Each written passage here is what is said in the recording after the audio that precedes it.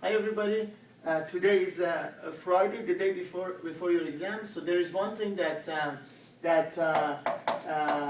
about autogenic inhibition, reciprocal inhibition. It seems everybody has problems. So I thought the best way to describe it, I make a video and I send out to all of you, and you read it. Hopefully this is going to make it clear for you if you have any question tomorrow about it. So. See, first of all, we need to understand what is autogenic, because Sandy sent me one link, everybody else sent me a link. This is a little bit confusion here. Autogenic inhibition and reciprocal inhibition. What are these two things, okay? First of all, let me just describe what is autogenic inhibition as a physiology point in the body. What is reciprocal inhibition as a physiological point in the body? It's very easy. Reciprocal, the first thing is, I talk about reciprocal means opposite. Okay, autogenic means the same muscle. Reciprocal inhibition means that anytime I contract one muscle, the opposite muscle at the same time will relax to allow this movement happen. So that's very easy. So it means if I want to contract my biceps, at the same time my triceps will relax to allow me to do this happen. This is technically a physiological effect. It's not a technique, it's not like a massage therapy technique or anything. Just one muscle contracts, the other muscle gets relaxed. This muscle is the antagonist to this muscle. So that's the reason we call it reciprocal inhibition. Inhibition means doesn't work. So this muscle contracts, this muscle relax. This is called reciprocal inhibition. I'm not talking about technique yet, I'm just talking about physiology. Autogenic inhibition means this. Means if anytime if a muscle is too tight, and if I try to stimulate GTO, which is the organ inside the tendon, that GTO stimulation will send a message to the same muscle to relax it. Very simple. If a muscle is tight and I stimulate GTO organ, I can do this with the GTO technique. I can do this with O and I technique to stimulate the GTO organ or Golgi tendon organ.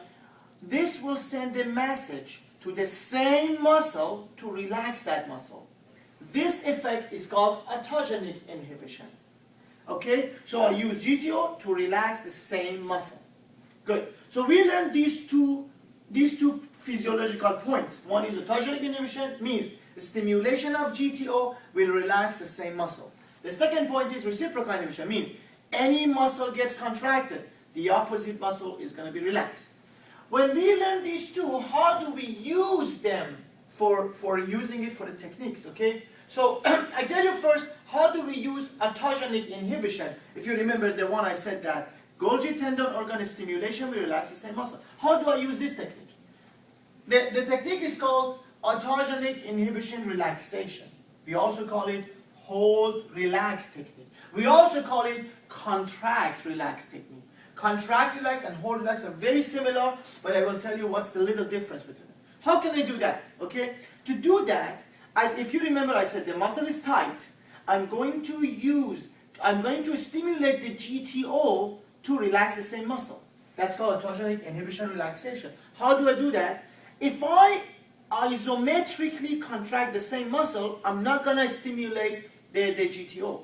The only way I can stimulate the GTO is if I put the muscle in a slightly stretched position. It means if my biceps is too tight. I said, let me show it on Ella. Okay? I say, Ella, can you see? Can you get Ella? Yeah? I say, let's say Ella's biceps is too tight and is holding like that, and she cannot relax it, right? What I do is this. I'm going to say, I'm going to put this elbow in a little bit extended position. I mean, I stretch a little bit biceps. By stretching this, I put pressure on the tendon. When I put the pressure on the tendon, then I say, okay, now push to my hand. When client is pushing to my hand, I'm technically stimulating GTO. Not by GTO technique or by O and I technique, just by asking her to push to my hand in a little stretched position. What does this technique is doing? This technique is stimulating the GTO, and this is going to send a message to the muscle and will relax the muscle. This is called autogenic inhibition. The same thing I told you before. Anytime you want to do autogenic inhibition, you just push to isometrically contract the same muscle, push to my hand, hold it, 1, 2, 3, 4, 5, and then this muscle already relaxed. Now you can stretch it. That's the purpose of this technique, to stretch the muscle at the end. This is called autogenic inhibition relaxation. This is also called hold relax technique, which is the same thing. Hold relax, the same thing as autogenic inhibition relaxation. What is contract relax? Contract relax is the same thing, but the only difference is when you hold the arm in this position and you want to start the isometric contraction, push to my hand, you just allow little contraction happens too. You just don't do only isometric. You change it to a little isotonic, which is concentric isotonic. Okay, so you just push to my hand. I allow a little bit also contraction happens, and then I say, okay, now relax, and then I try to stretch it. You understand that? So this is called the contract relax, which is the same as hold relax, which is the same as autogenic inhibition relaxation technique. The basic rule we use for these techniques is the autogenic inhibition effect that I told you. GTO will relax the same muscle. I hope this is clear. Let's go to reciprocal inhibition relaxation. How do we use the second rule? I told you, anytime any muscle is contracted, the opposite muscle will relax at the same time. This has nothing to do with GTO or spindle. It's just the basic rule of every action in your body. So, reciprocal inhibition relaxation is very easy. As I said, if your biceps is too tight, so you contract the triceps. Okay? Because when you contract the triceps, it will send a message to your biceps to relax your biceps. That's very easy.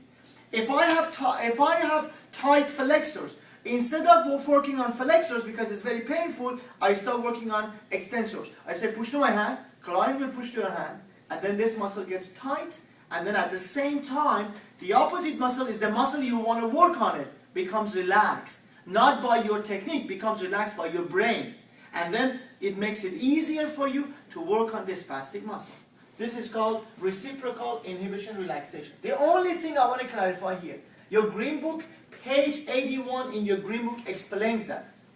It's okay, Ella, can you move your head?